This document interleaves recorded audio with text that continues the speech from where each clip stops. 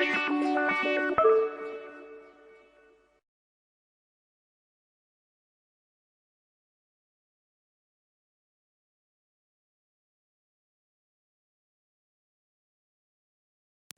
datang di Pojok Santai. Sebelum Anda mendengarkan audiobook ini, kami menginformasikan bahwa channel ini adalah review audio dari buku yang ada di Indonesia. Untuk membaca keseluruhan buku ini, kami menyarankan membeli buku aslinya di toko buku kesayangan Anda, baik offline maupun online. Keberadaan channel ini dimaksudkan untuk membantu Anda mendapatkan pengetahuan dari buku-buku kesayangan Anda. Jangan lupa untuk subscribe, like, dan komen.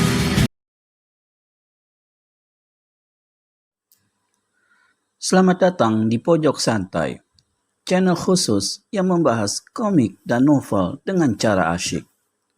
Seorang kakek tidak dikenal tiba-tiba saja muncul dan berbuat ulah, menculik seorang kembang desa dan menghabisi ayah dan calon suaminya.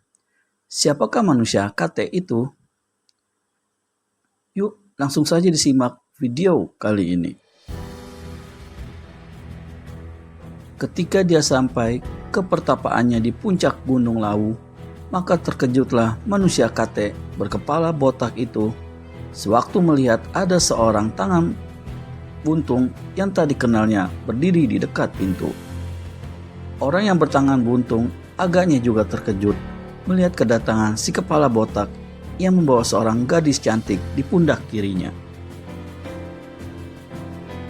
Tapi dia cepat-cepat menjurah. Pastilah saat ini aku berhadapan dengan tokoh silat terkemuka yang bernama Tapak Gajah. Laki-laki kakek yang memang bernama Tapak Gajah turunkan tubuh Asi Permani dari pundaknya. Matanya meneliti tajam orang di hadapannya. Lalu dia bertanya, "Kau sendiri siapa? Apakah datang ke sini membawa maksud baik atau buruk?" Sambil bertanya demikian, Tapak Gajah memperhatikan telinga kanan tamunya yang juga buntung tiada berdaun. "Namaku Kalingundil. Aku datang dengan maksud baik, tapi membawa berita buruk." "Aku tidak kenal padamu sebelumnya. Berita buruk apakah yang kau bawa?" tanya Tapak Gajah. Maka Kalingundil segera mulai pasang jarum penghasutnya. Pembunuhan atas diri seorang murid adalah satu hal yang pahit bagi gurunya. Begitu pahit sehingga menanamkan dendam kesumat. "Sudah, jangan bicara berbelit," potok Tapak Gajah. "Katakan langsung berita buruk itu." "Muridmu telah dihabisi seorang Tapak Gajah." Berubahlah paras si tubuh kakek berkepala sula. Sedang Kalingundil saat itu melirik memperhatikan Asi Permani yang berdiri tak bergerak.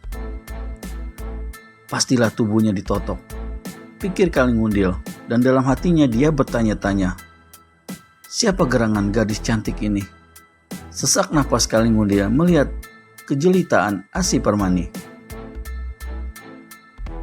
"Aku mempunyai beberapa orang murid yang telah turun ke dalam rimba persilatan. Murid yang mana yang kau maksudkan?" tanya Tapak Gajah. Kalingundil memalingkan mukanya kepada laki-laki itu kembali. "Mahesa Birawa." "Aku tak punya murid bernama Mahesa Birawa," berkata Tapak Gajah. Kalingundil kaget. Dia berpikir-pikir seketika, kemudian dia ingat, "Maksudku muridmu yang bernama Suranyali." Sekali lagi berubah paras Tapak Gajah. Di hatinya timbul kesyak-wangsangkaan. "Apakah kau bicara ngelantur atau bagaimana?" "Demi setan dan iblis, aku tidak bicara dusta, Tapak Gajah. Suranyali bukanlah manusia sembarangan, ilmu kesaktiannya tinggi. Tapi manusia yang menghabisinya lebih sakti lagi. Siapa dia?" "Pendekar 212. Tapak Gajah merenung, kedua tangannya terkepal. "Kau dusta. Pendekar 212 Sinto Gendeng sudah sejak puluhan tahun lenyapkan diri dari dunia persilatan. Tapi tutup mulutmu dan terima hukuman dariku, bangsat bermulut bohong.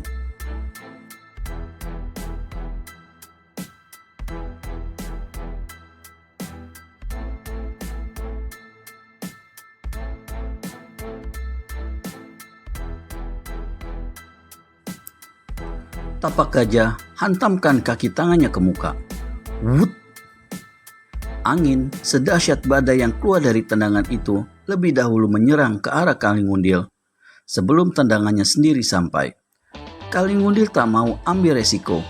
Dia berteriak nyaring dan lompat 8 tombak ke udara. Biar! Kalingundil palingkan kepala ke belakang. Tersekat rasanya tenggorokannya sewaktu melihat bagaimana angin tendangan tapak gajah menghancurkan batu besar di belakangnya. Sewaktu manusia kate itu hendak lancarkan serangan kedua, Kalingundil cepat berseru, "Tahan, tahan, kita berada di pihak yang sama." Tapak gajah tarik serangannya. "Apa maksudmu kita di pihak yang sama, ha? Aku adalah bekas anak buah Suranyali. Sewaktu kami sama-sama di Jatiwalu." "Jangan coba kelabui aku ya," membentak tapak gajah. "Perlu dan untung apa aku mengelabuimu?" balas membentak Kalingundil dengan beringas. "Berikan bukti bahwa muridku yang satu itu benar-benar dihabisi orang." Hahaha. Kalingundil tertawa dingin. Tidak mau percaya pada orang sepihak akan merugikan diri sendiri tapak gajah. Lalu Kalingundil memberikan keterangan selengkapnya. Kini mulai kelihatan bayangan rasa percaya di paras tapak gajah. Namun apa yang meragukannya ialah keterangan Kalingundil mengenai pendekar 212 Wiro Sableng. Satu-satunya kesimpulan bagi tapak gajah ialah bahwa pemuda bernama Wiro Sableng adalah murid Sinto Gendeng. Golongan hitam memang sejak dulu menaruh dendam pada nenek-nenek sialan itu, ujar tapak gajah pula. Tapi sebelum kami bersepakat untuk menghabiskan jiwanya, dia sudah lenyapkan diri. Kini mulutnya muncul dan menghabisi muridku. Benar-benar laknat. Aku sendiri telah tantang dia di Rawa Sumpang demi untuk menuntut balas kematian Suranyali atau Mahesa Birawa. Tapi, ya itu, pemuda rese memang luar biasa tinggi ilmunya. Kalau aku kalah dalam pertempuran di Rawa Sumpang itu bukan suatu apa. Tapi ada satu hal yang benar-benar menyakiti hatiku tapak gajah. Kalingundil menunjukkan paras yang mengandung dendam. Sepasang matanya memandang lurus-lurus jauh ke muka. Katakan, apa yang telah menyakiti hatimu itu? Kepingin tahu juga tapak gajah rupanya. Sebelum mengundurkan diri dari Rawa Sumpang, aku bilang kepada pemuda rese itu bahwa kelak pembalasan dari guru-guru Suranyali akan tiba. Namun pemuda itu ketawa bekakakan dan berkata bahwa sekalipun ada 1000 guru Suranyali akan diterabasnya sama rata dengan tanah.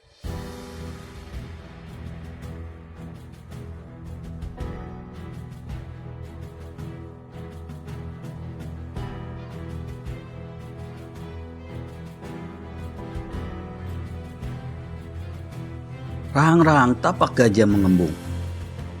Begitu si jelek itu bilang. Kalingundil manggut-manggut. Meski dia murid si Sinto Gendeng, tapi jangan merasa sudah setinggi langit kepandaiannya. Katakan, di mana si jelek itu berada? Aku, tapak gajah, akan pecahkan kepalanya. Kau tak perlu susah-susah mencarinya tapak gajah, menjawab Kalingundil. Bukankah tadi aku sudah katakan bahwa dia sudah umbar mulut menantangmu? Katanya dia tunggu kau pada hari 13 bulan 12 di puncak gunung Tangkuban Perahu. Resek betul manusia itu. Duh, tapak gajah meludah ke tanah dan Kalingundil berkata lagi. Beberapa tokoh silat utama yang ditantang pendekar 212 itu juga telah kuberitahu. Mereka sudah memastikan untuk datang ke Tangkuban Perahu guna mengkeremu si pemuda. 1000 tokoh utama boleh datang ke sana. Namun, kematian si Rese itu aku yang tentukan. Kalingundil manggut-manggut, hatinya gembira. Memang itulah yang diharapkannya. Sudah terbayang bagaimana akan berhasilnya dia punya rencana nanti. Seorang diri, dia memang tak sanggup untuk menghadapi Wiro Sableng. Tapi kalau Tapak Gajah, Pegawan Sitaraga, Wiraso Kananta, dan Tapak Luwing yang berkumpul jadi satu untuk membuat perhitungan, 3 pendekar 212 pun tak bakal sanggup menghadapi mereka. Aku gembira mendengar keputusanmu itu, Tapak Gajah. Aku pun pasti pula akan datang ke puncak Tangkuban Perahu. Tapak Gajah tertawa dingin. Kalau kau punya nyali tapi punya sedikit ilmu untuk diandalkan, sebaiknya tak usah datang ke sana. Merah padam paras Kalingundil. Sekarang aku tak ada urusan lagi dengan kau. Silakan angkat kaki dari sini, bentak Tapak Gajah. Kalingundil melirik pada Asi Permani, kemudian katanya pada Tapak Gajah, jangan terlalu memandang rendah terhadap sesama kawan, Tapak Gajah. Aku memang tidak dikenal dalam dunia persilatan, tapi untuk menghancurkan batu besar sepertimu tadi, aku masih sanggup. Kalingundil gerakan tangan kanannya ke pinggang. Kemudian selarik sinar biru melesat ke arah batu besar yang terletak sekira 9 tombak dari hadapannya. Buar! Batu itu hancur berkeping-keping, dan bayangan Kalingundil sendiri sesudah itu lenyap dari pemandangan. Terkejutlah Tapak Gajah. Tiada disangkanya kalau manusia bertangan buntung, bertelinga sumpung itu memiliki kehebatan demikian rupa. Tapi manusia kate ini tidak berpikir lebih lama lagi. Begitu matanya membentur paras dan tubuh Asi Permana, maka lupalah dia pada Kalingundil. Segera diboyongnya gadis itu ke dalam pertapaan.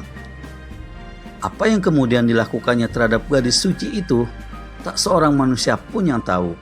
Namun, pada hari itu, satu kesucian telah lenyap dirampas oleh kebejatan. Bagaimana selanjutnya kejadian besar yang akan terjadi di puncak gunung Tangkuban Perahu? Temukan jawabannya di video selanjutnya hanya di channel Pojok Santai. Segera subscribe dan tekan tombol lonceng untuk mendapat notifikasi video terbaru dari kami. Terima kasih dan sampai bertemu kembali.